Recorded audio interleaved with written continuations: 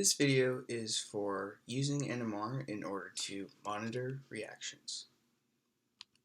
Before we get into the specifics of the experiment for this week, I would like to go over some benefits and drawbacks of using NMR to monitor reactions.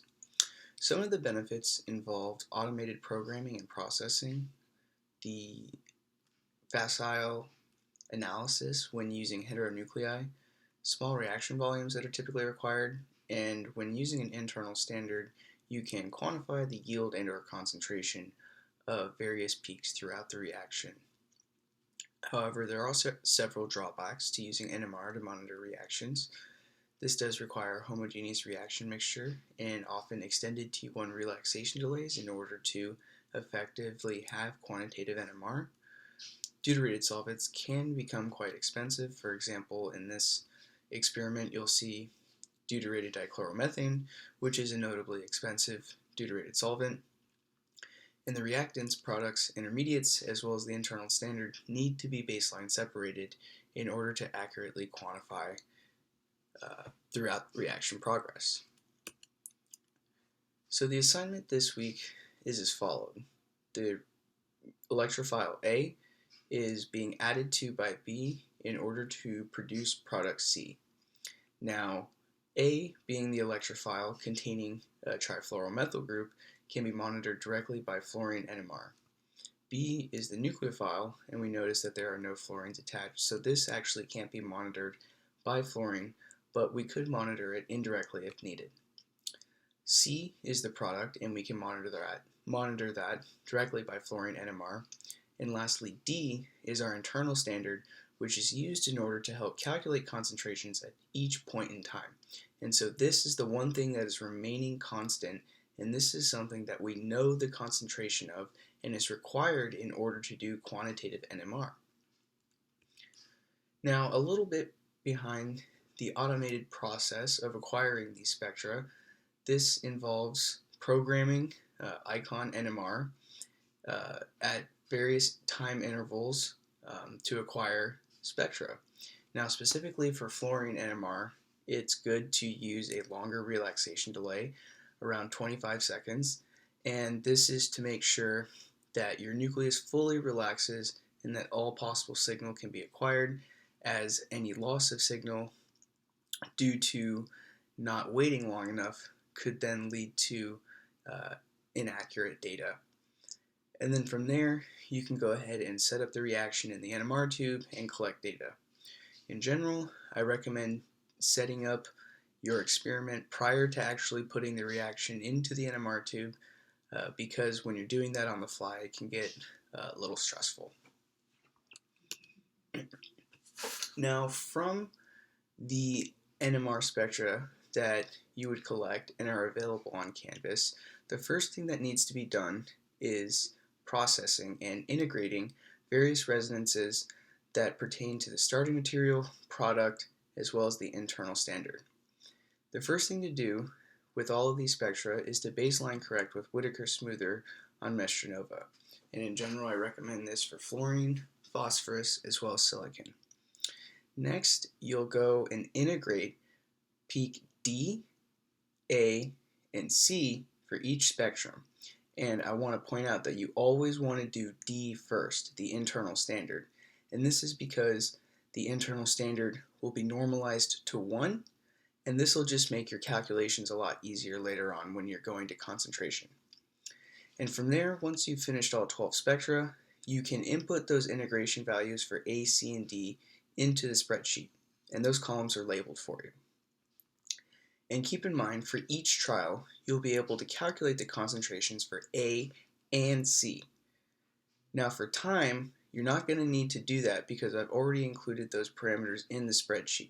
But typically, you would go into Mestranova, into the experiment parameter specifically, and you can find the actual time that the NMR was acquired and back calculate from when you started the amount of time that passed. Now, turning NMR spectra into concentration specifically involves a little bit of math, but with the use of a spreadsheet can be done in a single step. And I'd like to go over this calculation a bit because although it seems slightly complicated. What we're really doing is we're taking the ratio of the integrals between A and D and multiplying that by the concentration of the internal standard. And afterwards, we're taking into consideration the ratio of fluorines on the molecule because our starting material and product contain 3 fluorines on them, but our internal standard only has 1. And so we need to take the fluorine stoichiometry into account when calculating the concentrations.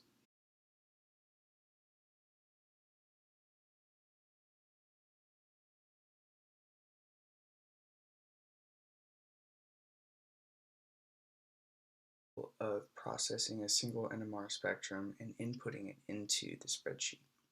So after I have already baseline corrected with Whittaker Smoother, I will first start by integrating my internal standard first, which then normalizes it to 1. I will then go and integrate this integral and this integral, both at negative 62.9 and negative 62.3 ppm. I will then note these 3 numbers, and I can then go to my spreadsheet. The integral of the internal standard for all of these is 1,